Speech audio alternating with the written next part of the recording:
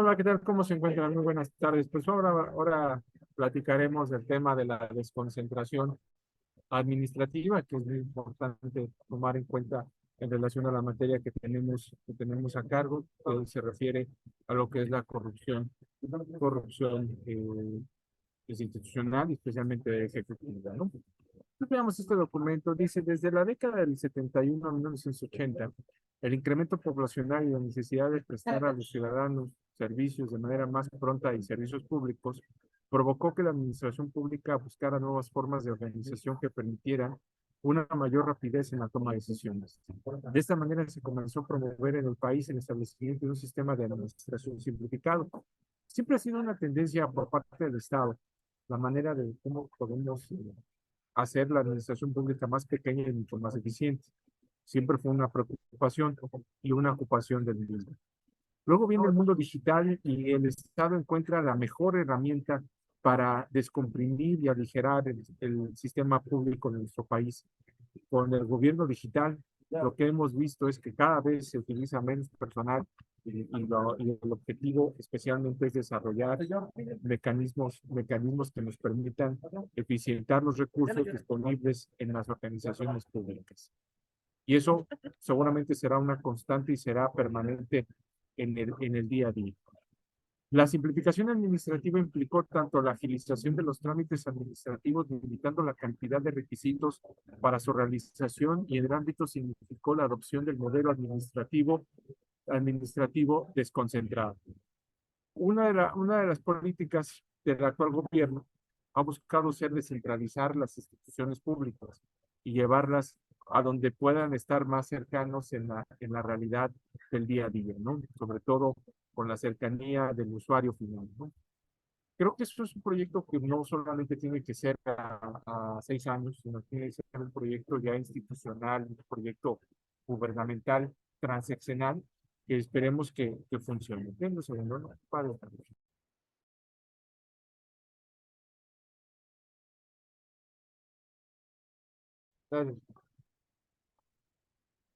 Bien, les venía diciendo, compañeros, de esta gran temática, gran cruzada que el gobierno actual ha buscado hacer, desconcentrar todo lo que es la administración pública y en especial buscar que la perspectiva del día a día de las funciones públicas pues, se acerque más al usuario final, ¿no?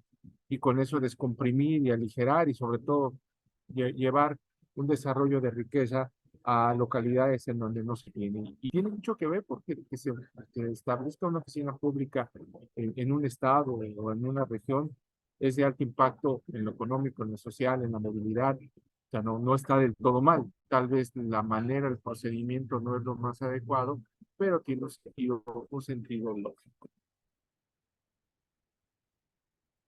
También, compañeros, importante considerar que la centralización administrativa, dada su carácter jerarquizado y rígido, por supuesto que impide que se puedan tomar decisiones rápidas, pues en muchas ocasiones, para que se pueda emitir un acto administrativo, se requiere que los trámites asciendan desde los órganos inferiores superior y luego vuelvan al inferior como consecutivo consumo de tiempo. Pero esa visión es una visión presencial, una visión física de las cosas.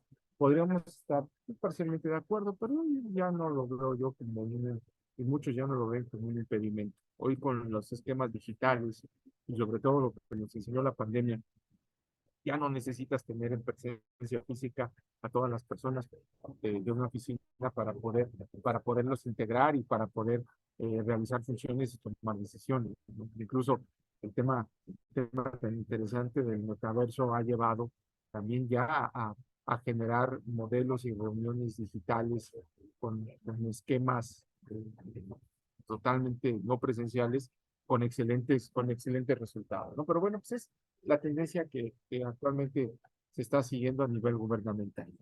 La desconcentración surge como un fenómeno para facilitar el dinamismo de la actividad determinada en los órganos de administración. Las entidades desconcentradas de los órganos públicos centralizados reciben el orden de organismos administrativos, los organismos que dependen del Estado, del Ejecutivo en especial, para la gestión del día a día. Los organismos desconcentrados dependen en todo momento del órgano administrativo al que se encuentran subordinados. Sin embargo, el organismo no guarda una relación de subordinación jerárquica respecto a los otros órganos que forman parte de la administración pública central. Por eso se habla de patrimonio propio, de funciones propias y de una ejecución de inmediatez, tomando en consideración sus competencias, ¿no? Y ahí tenemos el ejemplo de los organismos autónomos que más adelante estaremos haciendo alguna precisión de ello. Los organismos desconcentrados dependen directamente del titular de la entidad central cuya estructura forman parte. La desconcentración es un acto de legislación por medio del cual se transfieren ciertas facultades de un órgano central a los organismos que forman parte de su propia estructura. ¿Con qué finalidad? Con la finalidad de que la actividad que realiza la administración se haga de un modo pronto y de expedito, que no lo concentres, que no lo centralices, pero que sí a través de la delegación de funciones puedas tener una mejor eficiencia y mayor practicidad en el mundo y el día a día en la gestión pública.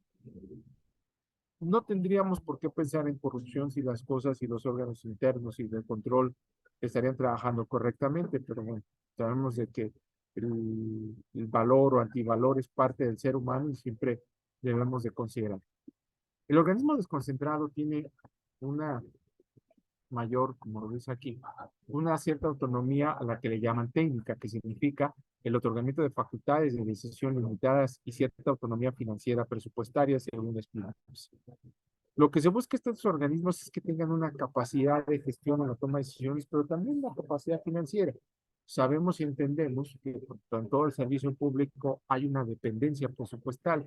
Difícilmente tendrás un organismo que autogenere recursos, aunque a nivel gubernamental sí existe. Y quiero poner el ejemplo del Instituto Mexicano de la Propiedad Industrial, que es un organismo desconcentrado que genera sus propios recursos y que genera recursos sumamente abundantes y que llegan a ser recursos, compañeros, que generan una autonomía equivalente a su presupuesto. Tan así que en los últimos días hemos visto noticias muy desagradables de grandes actos de corrupción. Porque bueno, pues imagínense un pago en lo público que no pase por la tesorería de la federación, como le llaman coloquialmente por la TESOFEN, y que entre directamente a las cuentas del organismo, pues se puede prestar a muchas cosas, ¿no? En la ejecución y en la generación de los recursos. Pero bueno, es un tema que lo estaremos viendo más adelante como modelo de corrupción.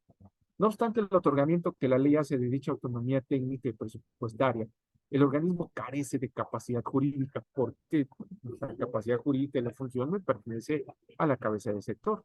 El organismo administrativo además carece de su patrimonio propio, por lo que no formula su propio presupuesto, sino que este le es determinado y asignado por el titular de la entidad.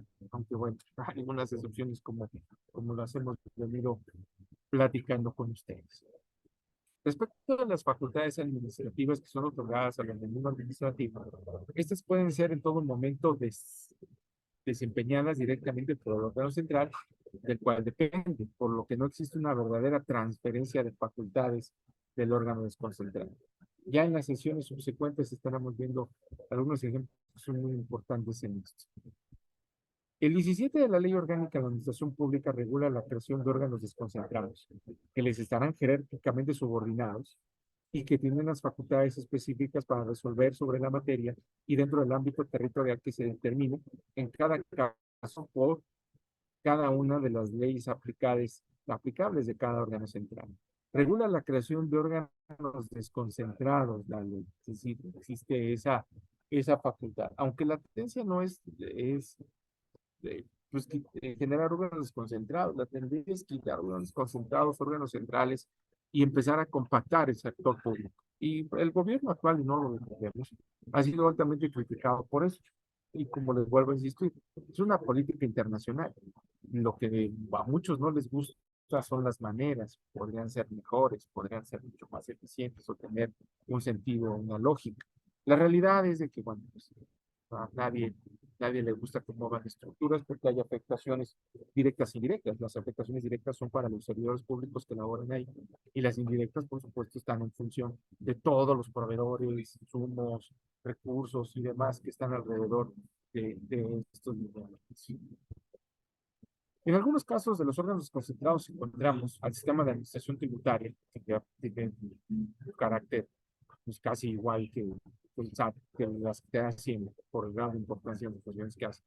Las delegaciones de cobro a los hospitales regionales del sistema de salud, puesto todos los hospitales de alta especialidad, cada una de las escuelas del sistema educativo nacional, que generan también algún recurso, la Comisión para Protección de los Riesgos Sanitarios, la famosa COFEPRIS, y la Procuraduría Federal del Trabajo en sus multas que últimamente ha sacado el hacha y darle duro a, en este caso, la temática específica, ¿no?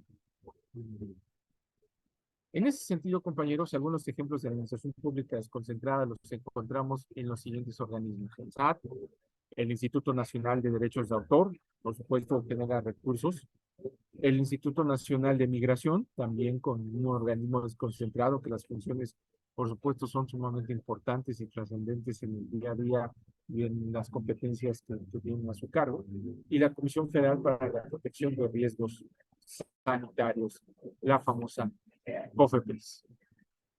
Esto desde la perspectiva de la desconcentración administrativa.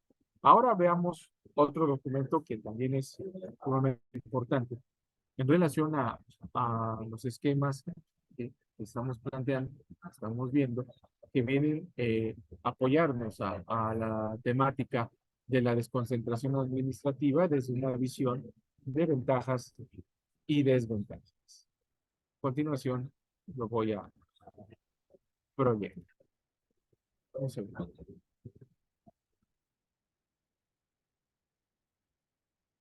Bien, esta parte de la desconcentración administrativa, de una visión mucho más de conviene o no conviene, es adecuada o no. Y bueno, pues es interesante verlo desde esta perspectiva. Y sobre todo, analizarlo, analizarlo en una visión, en una estructura correcta e idónea para los efectos que nosotros estamos buscando en nuestra explicación, en nuestro modelo que estamos viendo en la actualidad. Un segundo, el problema, pero ya lo estoy resolviendo y listo.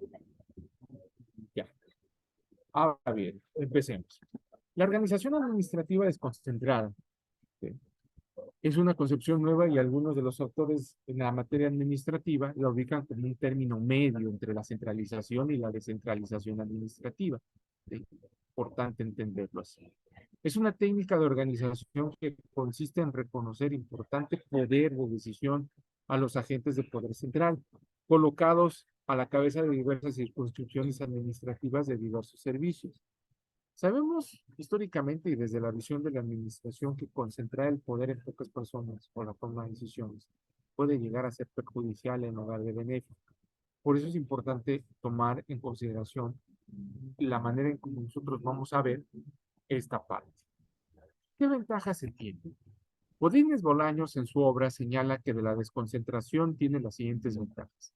Se descongestiona la administración pública central, ¿sí?, no puede realizar tantas funciones. Existen menos presiones sociales y la obligación de prestar servicios, es decir, hay una mejor eficiencia. Los particulares se benefician porque reciben un servicio más eficiente, adecuadamente técnico y generalizado en todo el territorio. El servicio se moderniza sin llegar a lucrar en el mismo sector de autofinanciable, que es lo que se busca, ¿no? Que exista un recurso autónomo y que, bueno, podamos ser eficientes presupuestalmente. También, compañeros, el patrimonio se utiliza con criterio económico y se racionalizan los beneficios de toda la población y las utilidades se reinvierten para mejorar, ampliar el servicio. Es decir, un poco el que no se pierda el recurso en esta parte del Estado y que a veces es una queja de los organismos, de los estados y los municipios, ¿no? Ingresa el recurso y no lo ves en una eficiencia, en una eficacia, no lo ves eh, en un regreso para las funciones públicas y bueno, se desvía y termina en todo menos en procesos de eficiencia, ¿no? Bien. ¿Qué inconvenientes se tienen en esta descentralización?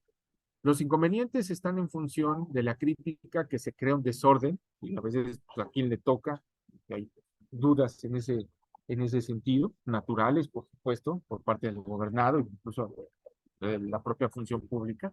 Un crecimiento exagerado de la burocracia, que es lo que menos queremos y lo que quiere el gobierno actual, y los gobiernos a nivel global. Porque como manifestación, el profesor Godínez dice que existe en alrededor una manipulación política, claro, por supuesto. Los resultados de las actividades no satisfacen a plenitud las necesidades, a veces, y consecuencias de ello, y no se cumple a cabalidad la finalidad que se propuso en el Estado, ¿no? Todo tiene un pro, todo tiene una contra, pero lo importante es encontrar el justo medio y lo adecuado para el ejercicio del día a día. Clases de descentralización. Para un autor de nombre Dorby, la descentralización ofrece dos modalidades que pueden ser dentro de un determinado ámbito espacial. Manuel María señala que, al igual que Dorby, existen dos clases de descentralización, la territorial o por registro. Godínez Bolaños señala esencialmente tres formas de descentralización de administración. La clasificación de los descentralizados anteriores se desarrolló la clasificación más importante, que es la territorial o por región, y la descentralización por servicio o institucional o la descentralización. Bueno, aquí no es que el área correspondiente decida de manera arbitraria, como quiera manejar la descentralización. La ley orgánica de la administración pública y la regulación y la directriz específica de cada unidad, pues te van a ir diciendo cómo lo tienes que manejar. No es que sea algo que tú consideres o lo puedas hacer, valga la expresión, de manera arbitraria. Esto tiene que ver con funciones específicas y la normatividad para que tú lo puedas desarrollar. El control es muy importante, no solamente en el proceso administrativo, sino en el proceso administrativo a partir de la ciencia de la administración, sino el control es base desde la visión, compañeros, del tema del derecho administrativo. Como hemos analizado, las entidades descentralizadas no son entidades con una indecencia absoluta del Estado, sino existen controles y una marcada tutela que el Estado les ofrece sobre estas entidades en relación a su presupuesto. Pues las entidades descentralizadas necesitan del apoyo financiero del Estado y encontramos una marcada injerencia en la aplicación de políticas y en algunas de las funciones, por ejemplo, en el caso del ejemplo que se está manejando, porque es un referente, el Instituto Guatemalteco de Seguridad Social. Fíjense que traemos a colación el tema de Guatemala porque ellos han tenido avances y retrocesos en materia administrativa tales que algunos destacables que pues, algunos presidentes están en la cárcel, ¿no? Y muchos de ellos han sido por esquemas de función administrativa incorrecta. Entonces, planteando esto es importante e interesante no perder de vista que en el servicio público y esto aterrizado en la parte de corrupción, y sobre todo corrupción del Ejecutivo, pues se pueden prestar a muchas cosas, ¿no? Pero uno de los aspectos que va a combatir la corrupción, que ya estaremos entrando más adelante en ese tipo de detalles, es la aplicación de la ley. Si nosotros no tenemos la capacidad para aplicar la ley, difícilmente, compañeros, estaremos erradicando los problemas de corrupción, ¿no? Y en ese sentido, pues tendríamos que decir, compañeros, que las desventajas o inconvenientes, siguiendo con esta parte, es que los funcionarios principales de los órganos desconcentrados tienden a prestar el servicio y resolver con favoritismos políticos. Eso se escucha muy conocido. Se aumenta la burocracia y se consigue el gasto público. Y también, por supuesto, el servicio termina siendo altamente ineficiente e incapaz en el día a día, ¿no? Bueno, entonces, veamos en este momento un video que nos puede ser, por supuesto, de amplia utilidad en lo que estamos analizando de la materia correspondiente. Y al final, por supuesto, volveremos a entrar para ver algunas perspectivas que son importantes e interesantes para entender este día a día. Vamos a proyectar.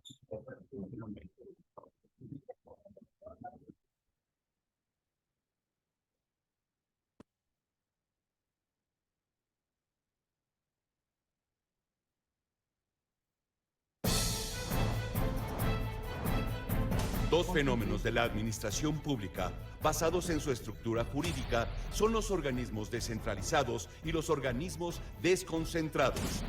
Ambos realizan funciones vinculadas al Estado, independientemente de su naturaleza administrativa.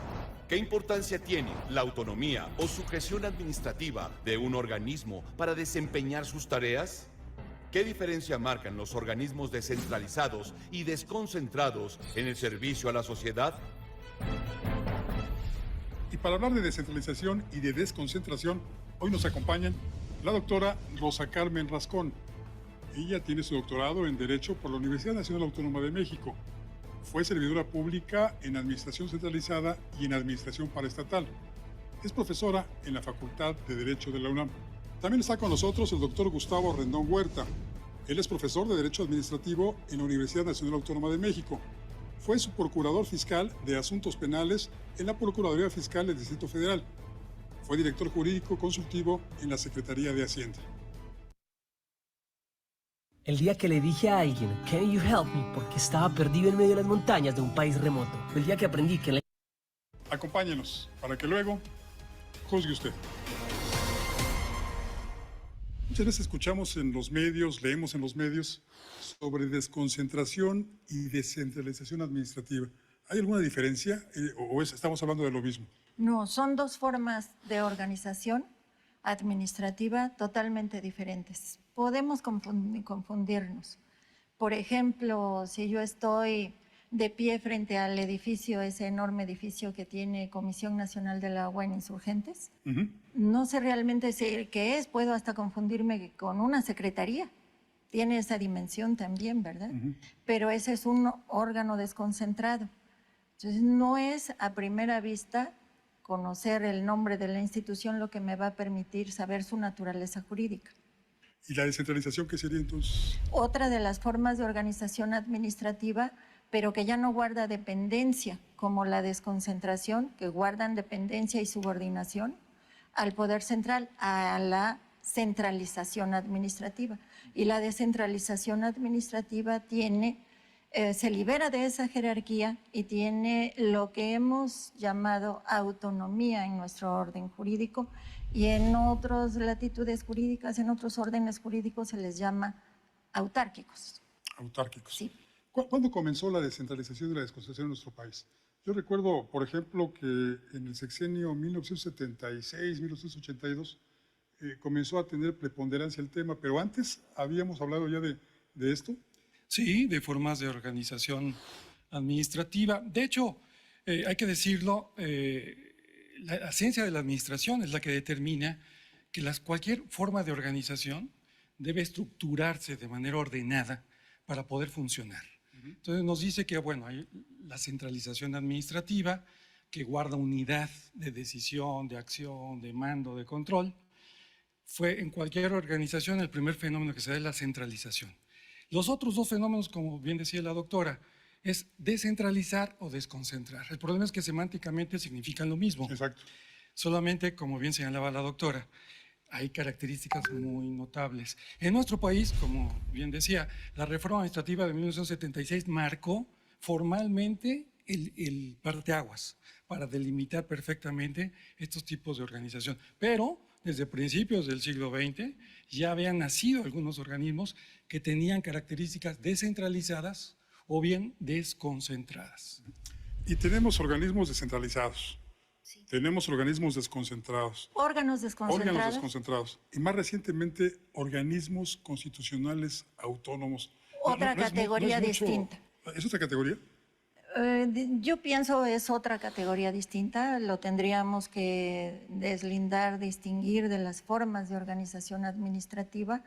Y creo que lo que podríamos decir que hay que hacer es acotar el manejo que en nuestro orden jurídico se hace de la palabra autonomía. Y aquí, si pudiera agregar, es que frente a la forma centralizada, por ejemplo, dice la ley orgánica de administración pública señala, las dependencias, las secretarías de Estado podrán contar con órganos administrativos desconcentrados, los cuales les estarán subordinados, es decir, tendrán una autonomía técnica para realizar una actividad específica, guardando subordinación frente a la centralización. Ejemplo, la Comisión Nacional del Agua, el Servicio de Administración Tributaria, el SAT, el CISEN.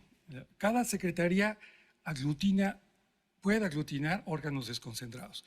La organización descentralizada implica ya organismos que, bueno, en nuestro país reciben el nombre de entidades paraestatales, que eso, bueno, ya es otra, la misma identificación, el nombre ya es problemático, pero bueno, organismos que cumplen con funciones o prestación de servicios que guardan, eso sí, una autonomía frente a la administración centralizada, que puedan tener un personalidad jurídica propia, patrimonio propio, régimen jurídico propio, y están destinados a prestar servicios, en específico en atención a servicios públicos o de asistencia social. Están desapareciendo muchos organismos descentralizados. Por ejemplo, Petróleos Mexicanos, la Comisión Federal de Electricidad, lo fueron en su momento para convertirse ahora en empresas productivas del Estado. ¿Hay alguna diferencia? Yo creo, es una nueva categoría, pero yo creo, particularmente pienso que no dejan de ser organismos descentralizados. Lo que ya no están integrando es administración pública paraestatal y se manejan corporativamente con este... ¿Como si fueran empresas privadas? Como si fueran, siguen siendo empresas públicas. Siguen siendo Pero empresas el manejo públicas, es como si fueran... pero el manejo es corporativo, incluso así se menciona también en la regulación. Entonces se crea una nueva categoría, empresas productivas de Estado, que incluso sale de la administración pública paraestatal, pero en la práctica sigue teniendo una íntima relación. Claro. Yo en ese punto, perdón, Sí. considero que hay una laguna seria Sí. en nuestro sistema jurídico, porque nos tardó en México reconocerlo paraestatal mediante una reforma constitucional de 1981. En 1981 se establece que la administración pública federal será centralizada y paraestatal. Y en paraestatal se reconocían ya los organismos descentralizados. Pemex, Comisión Federal de Electricidad, formaban parte como organismos descentralizados. Así es.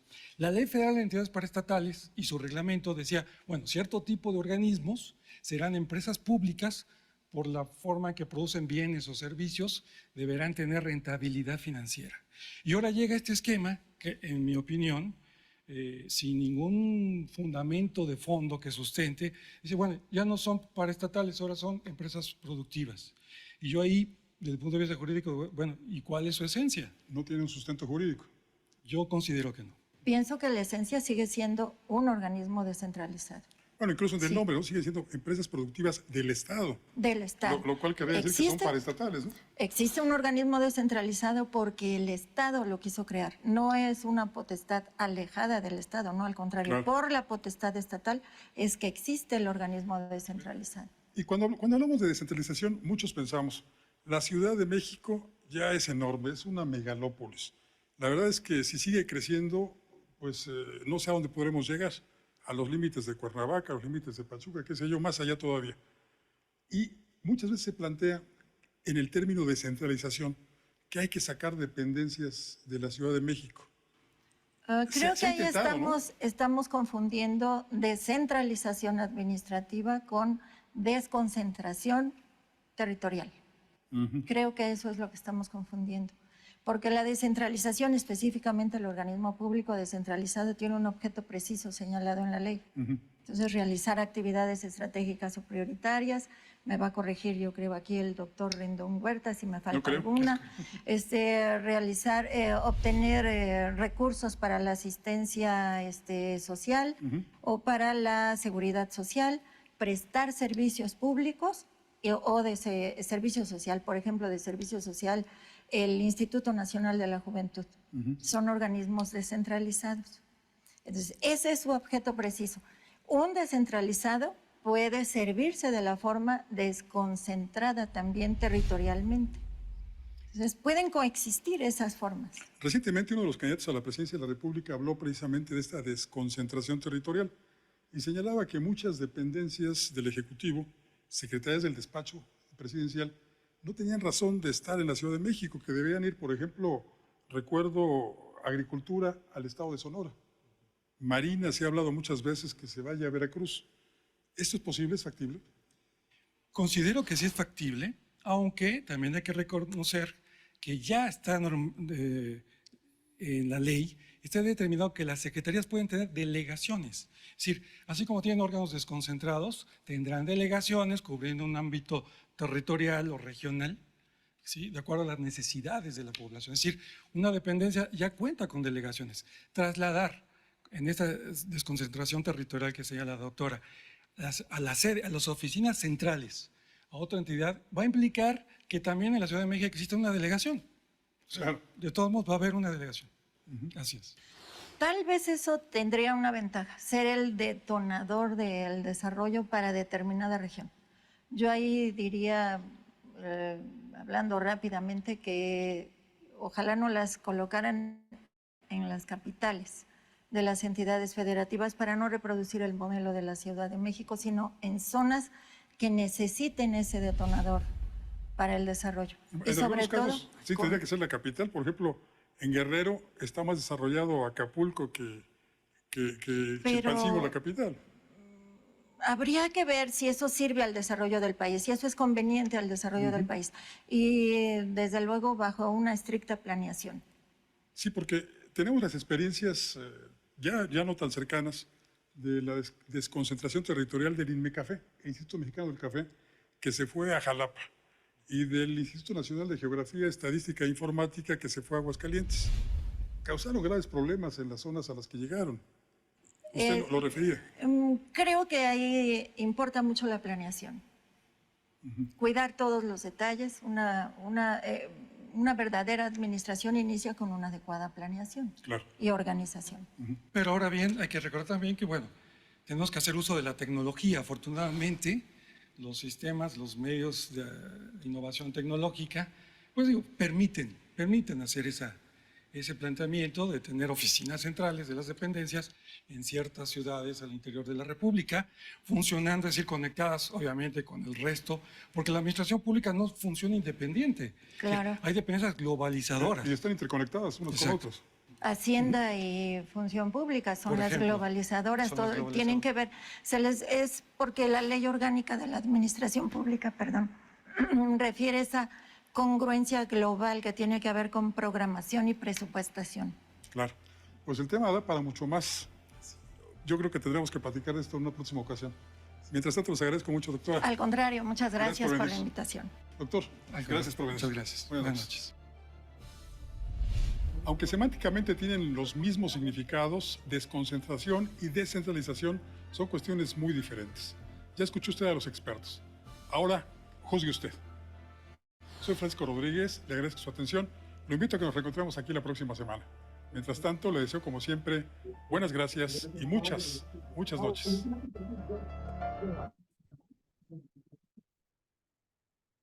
Bien, pues interesante el tema, sobre todo todo lo que tiene que ver, compañeros, con las distintas temáticas que tocaron los maestros y especialmente esas empresas de participación o públicas de participación, estas productivas, mejor, empresas productivas del Estado como es Pemex y CFE, que se ha buscado que sean suficientes, que generen el recurso que se necesita para poderse mantener y demás, y ha sido un verdadero problema.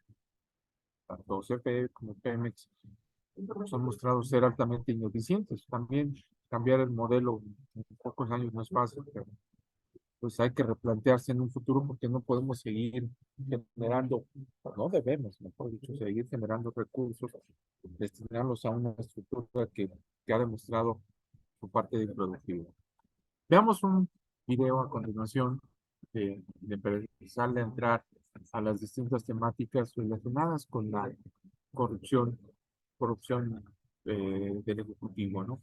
Y uno de los tiempos más complicados que vivimos fue la época del presidente Salinas. Veamos un video muy interesante de análisis en relación a lo que pasó en ese sexo.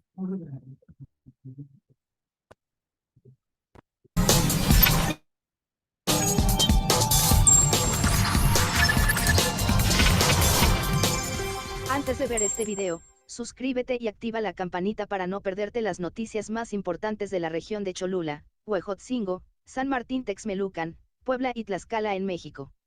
Las empresas públicas, 63%, que remató Carlos Salinas hicieron a 23 familias súper ricas hasta hoy. En 1988, al inicio del gobierno de Carlos Salinas de Gortari, la familia regiomontana Garza Sada era la única que figuraba en la lista de multimillonarios de Forbes. Para 1994, al término de ese sexenio e inicio de la crisis económica, ya eran 23 empresarios o familias, entre ellos, compradores de las empresas paraestatales como Carlos Slim, Telmex, Ricardo Salinas, TV Azteca, o Roberto Hernández, Banamex. Ciudad de México, 27 de febrero, sin embargo, en el sexenio de Carlos Salinas de Gortari, 1988 a 1994, se privatizaron y desincorporaron del Estado 390 empresas, el 63% de las que existían entonces y, al final de ese gobierno, el número de mexicanos más ricos del mundo registrados por la revista Forbes pasó de una familia los Garza Sada a 23 clanes multimillonarios que sumaron en conjunto 41.900 millones de dólares en 1994, año en que también inició una crisis económica que disparó los niveles de pobreza al 69% de los mexicanos. Entre estos millonarios está Ricardo Salinas Pliego, de Grupo Salinas y quien es hoy uno de los asesores empresariales del actual gobierno federal. Además, 9 empresarios de esa lista ya fallecieron. Cuando llega, Carlos Salinas aparecía en la revista Forbes, especializada en finanzas, solo un multimillonario en la lista de los hombres más ricos del mundo, una familia, la familia Garza Sada. Con una tradición empresarial, pero era eso en el 88, dijo el presidente Andrés Manuel López Obrador en su conferencia matutina del 21 de febrero pasado. Se trataba de Adrián Sada González, presidente de Vitro, 1.300 millones de dólares, el fallecido Bernardo Garza Sada, de Grupo Alfa, 1.200 millones de dólares, y el también finado Eugenio Garza Lagüera, de FEMSA, 1.100 millones de dólares. Según Forbes, al término del sexenio de Salinas ya aparecían más de 24 en la lista de los hombres más ricos del mundo. Esa familia, los Garza Sada, en el 88 tenía una riqueza de alrededor de 2.000 millones, luego, los demás ya acumulaban 48.000 millones, 41.900 millones. De ese tamaño fue la transferencia de recursos por la política de entrega de bienes nacionales a particulares, comparó López Obrador. A nivel regional, en 1987, cuando la revista sacó por primera vez el ranking, había 6 fortunas latinoamericanas en la lista, de las que solo la de los Garza Sada era de México. Para 1994, en América Latina había 42 fortunas, de las cuales 24 eran mexicanas. De 1993 a 1994, en el mundo el número de multimillonarios creció 15% mientras que en el país se incrementó casi 85%, destacó Forbes. La llamada política neoliberal no fue más que una política de pillaje, de saqueo, y no solo imperó, dominó, prevaleció la corrupción, sino también se arraigaron prácticas de corrupción en el servicio público, añadió el mandatario López Obrador. Los 23 más ricos en medio de la crisis en 1994 y 1995 hubo suicidios.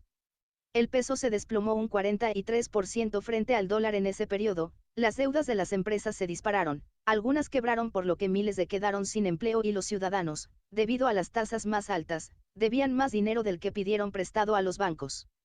La inflación se elevó al igual que los niveles de pobreza de 47.045.000 personas en 1994 a 63.967.000 en 1996.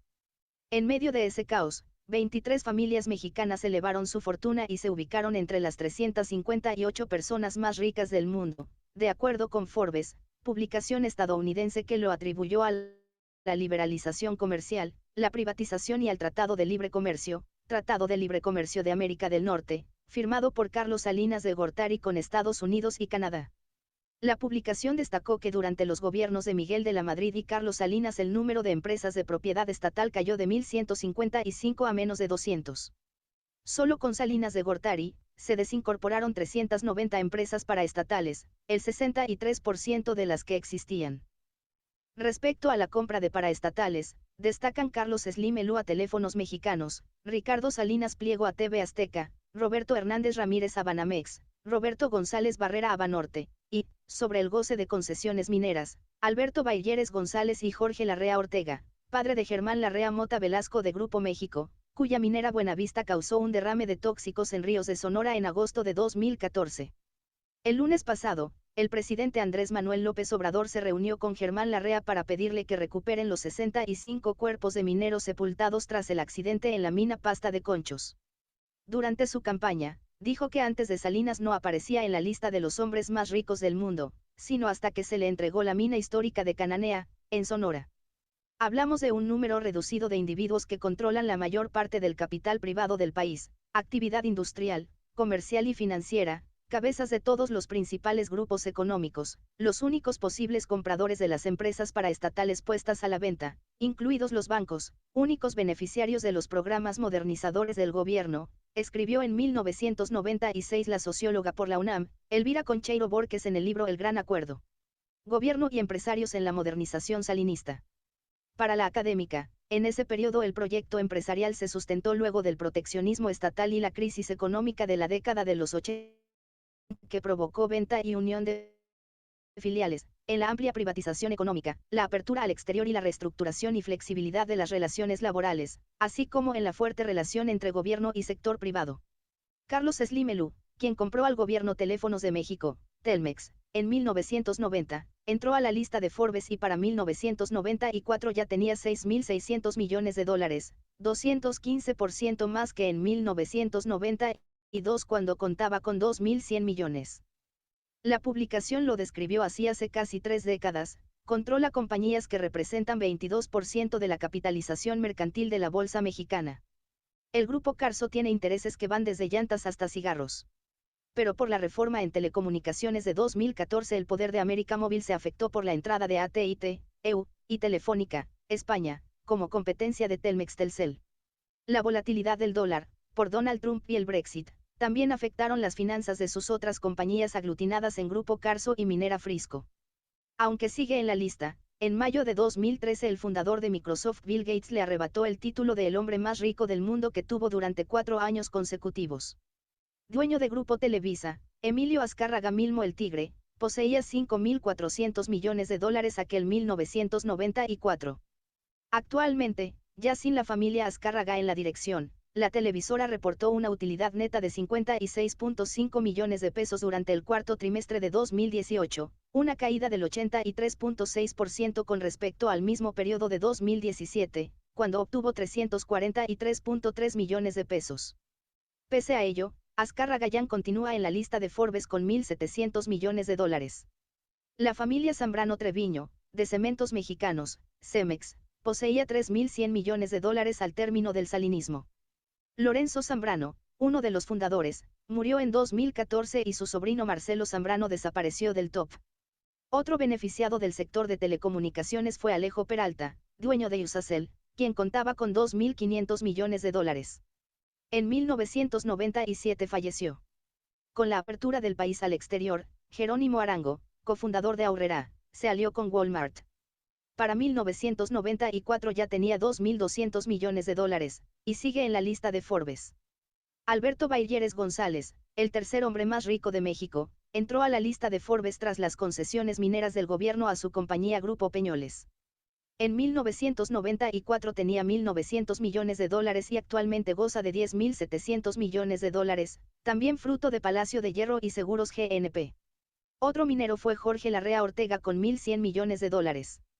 Grupo Modelo es dirigido ahora por María Aramburuzabala, la sexta empresaria más rica del país e hija del fallecido Pablo Aramburuzabala Ocaranza, quien en 1994 contaba con $1.600 millones. La comercial mexicana permitió en ese año contar con $1.500 millones a Carlos González Nova, y Enrique Molina Sobrino con $1.400 millones por Gemex, la embotelladora de Pepsi. También del sector de tiendas de supermercado, Ángel Lozada Gómez de Grupo Gigante, acumuló $1.300 millones en 1994. Con $1.200 millones en 1994 Forbes registró a Roberto Hernández Ramírez, Grupo Banamex, Lorenzo y Roberto Servitje, Grupo Industrial Bimbo, y Ricardo Salinas Pliego de TV Azteca y Electra. La revista lo describió como la cabeza del Grupo Electra, el principal vendedor de artículos para el hogar, creado por su padre en 1951. Decidido a entrar en los medios electrónicos, el año pasado, 1993, Salinas aceptó pagar $645 millones por la empresa de propiedad estatal Televisión Azteca, que transmite por 2 redes nacionales. Esto pone a Salinas en competencia con la también supermillonaria Televisa, de Emilio Azcárraga. Roberto González Barrera, de Gruma Maseca, tenía $1.100 millones en 1994, año en que Forbes destacó. disfruta de una relación cercana con el gobierno. Su hija, por ejemplo, está casada con el hijo del principal funcionario de agricultura del país, quien supervisa las cuotas de importación y exportación de la más importante materia prima de Maseca. En la diversificación de su imperio, recientemente compró al gobierno el Banco Banorte, de Monterrey. Los empresarios mexicanos cuya fortuna en 1994 fue valuada en $1.000 millones fueron Moisés y Antonio Cosío Ariño, Imbursa, Alfredo Harpelú, Banamex, José y Jorge Martínez Huitrón, Garza Sada de Guadalajara, Grupo SIDEC, Elmer y Agustín Franco Macías, Grupo Infra, y David y Adriana Peñalosa, Grupo Tribasa, cuya fortuna arrancó tras las concesiones carreteras durante el salinismo, entre ellas, Constituyentes La Marquesa, Armería Manzanillo, Ecatepec Pirámides y Peñón. Texcoco. A esto agréguenle que le siguieron con las privatizaciones. A Ernesto Zedillo le tocó entregar los ferrocarriles, aseguró el presidente Andrés Manuel López Obrador. Comparte este video, regálanos un like y coméntalo. Tus opiniones sobre esta noticia son bienvenidas e importantes para todos. Accede a los links que aparecen en la descripción de este video, en ellos podrás encontrar algunas interesantes ofertas y conocer de nuestros auspiciadores.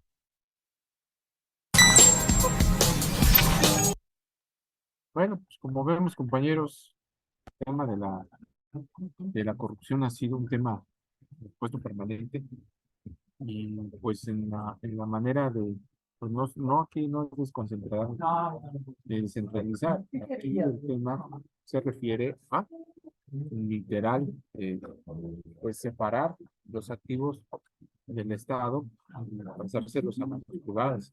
Y eso ha sido una constante en nuestro país. Se ha buscado beneficiar a empresarios y demás, y algunos factores reales de poder en estas estructuras, en los beneficios, que por supuesto y sin lugar a dudas son una constante en la administración pública. Por eso ya están entrándole a los esquemas, a los videos y todo esto pues nos dará mejor referencia para entender hacia dónde está corriendo lo que es el ejercicio público y que se, se aprovechan esos huecos, por supuesto, compañeras y compañeros del Estado para poder hacer mucho más eficientes, pues en principio los organismos, pero la verdad es que van más destinados o dirigidos a buscar, sin lugar a dudas, a generar un impacto negativo en el tema del Estado, ¿no? Y los maestros hace rato platicaban de estas empresas productivas del Estado, cuál es su estatus jurídico, cómo contemplarlas, cómo integrarlas y saber en específico el alcance y la dimensión de la misma, ¿no? Ya me parece que es muy importante porque al final también eh, son esquemas que hoy están clarificados y claros, y bueno, pues, sigamos viendo una serie de videos que nos permitan entender cómo cómo se está viviendo. Un segundo. Y ahorita lo ponemos.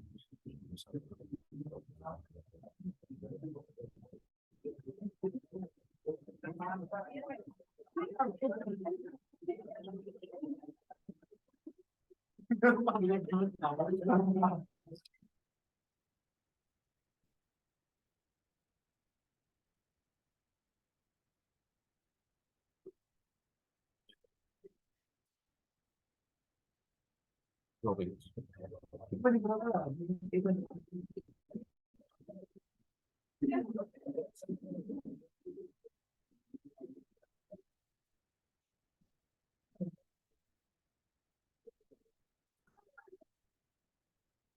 Bueno, a ver, aquí. Veamos por aquí. Encuentro. Y debe estar.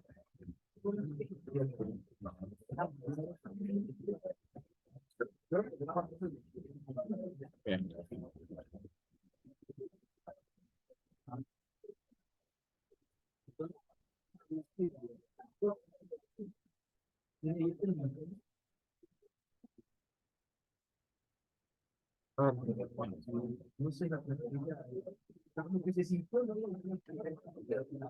Ahora Cora Cecilia Pinedo. Adelante, por favor.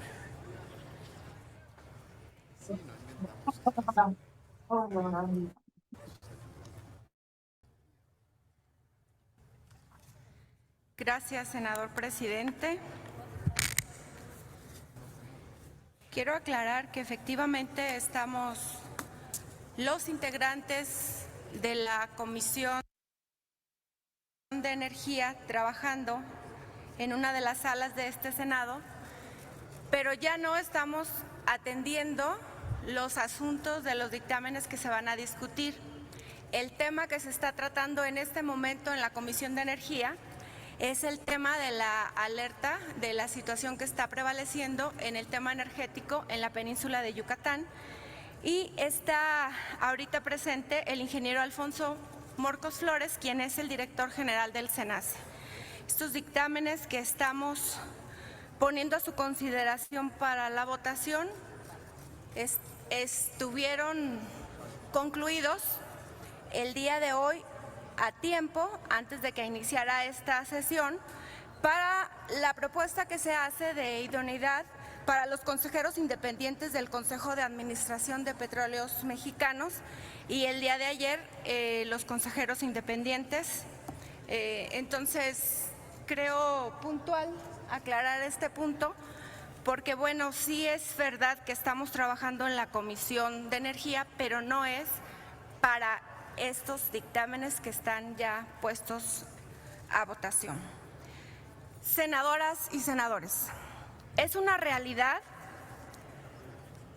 que hoy las empresas productivas del Estado, como lo son Pemex y CFE, enfrentan una crisis de credibilidad y cuestionan su viabilidad.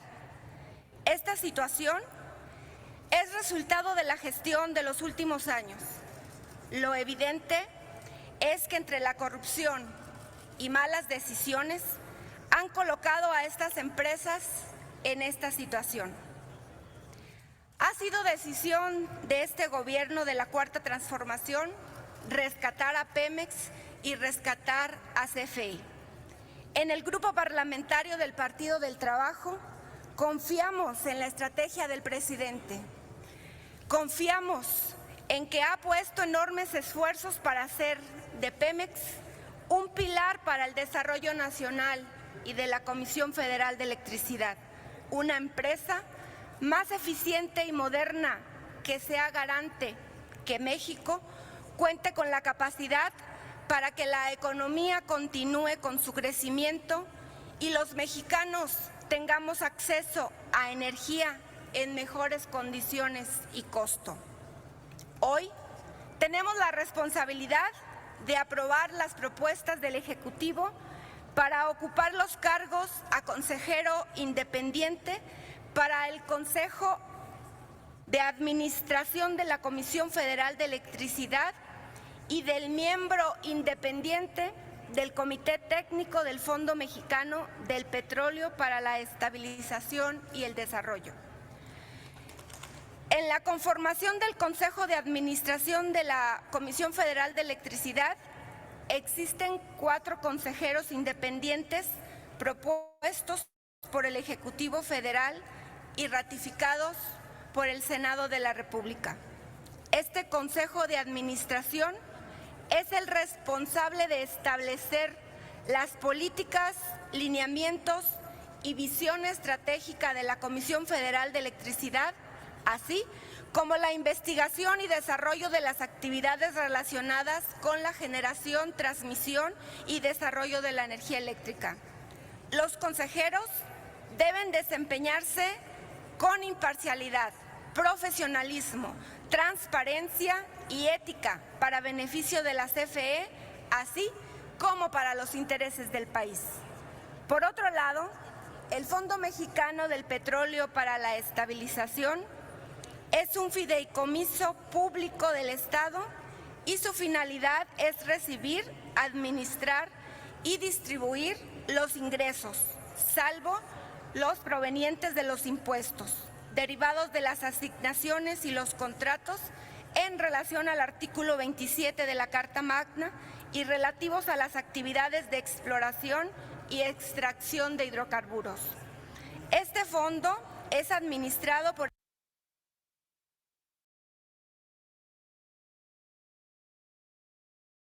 el Banco de México como fiduciario y la Secretaría de Hacienda como fideicomitente. Este consejo se conforma por 4 miembros independientes, los cuales se conducen con los más altos valores éticos y profesionales. Contar con órganos como este Consejo de Administración y Comité Técnico son vitales para que exista una observancia de las actividades estratégicas del Estado, promoviéndose así la transparencia y un equilibrio en el desempeño de las actividades del Estado. Los funcionarios que integran estos órganos están integrados por funcionarios honestos, profesionales y con experiencia en el sector. Lo anterior es fundamental, pues su función permite que México sea más fuerte y se desarrolle correctamente el ámbito energético del país. Por esta razón, el Grupo Parlamentario del Partido del Trabajo votará a favor de ambos dictámenes que designan a los candidatos propuestos por el Ejecutivo, quedando demostrado que los profesionistas de referencia cuentan con los suficientes conocimientos profesionales, honestidad y valores éticos para desempeñarse con éxito en los cargos designados. Es cuanto, presidente. Muchas gracias, senadora Cora Cecilia Pinedo. Tiene ahora el uso de la palabra el senador Félix Salgado Macedonio, a nombre del Grupo Parlamentario de Morena.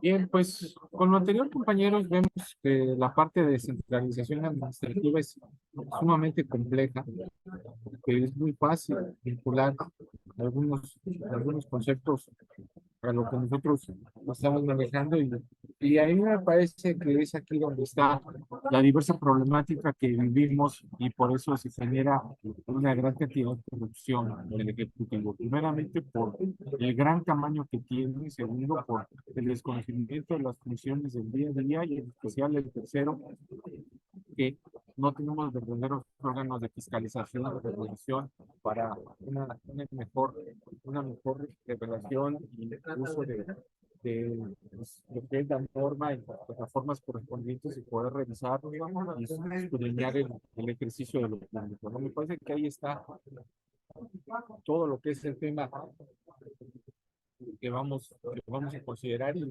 creo que con esta introducción y con estos ejemplos, pues ya en la próxima sesión empecemos a ver cuestiones ya más específicas de cómo se dan algunos modelos en el mantenimiento de corrupción. Por ejemplo, dentro del análisis que Mario contempla, podamos tener mejores elementos de juicio y que estos se puedan apoyar para las sesiones que ustedes van teniendo aquí en pues yo quedo a la orden. Gracias por mandar las actividades. Ya se estarán evaluando en función de los tiempos que se vayan dando. Todas sus órdenes.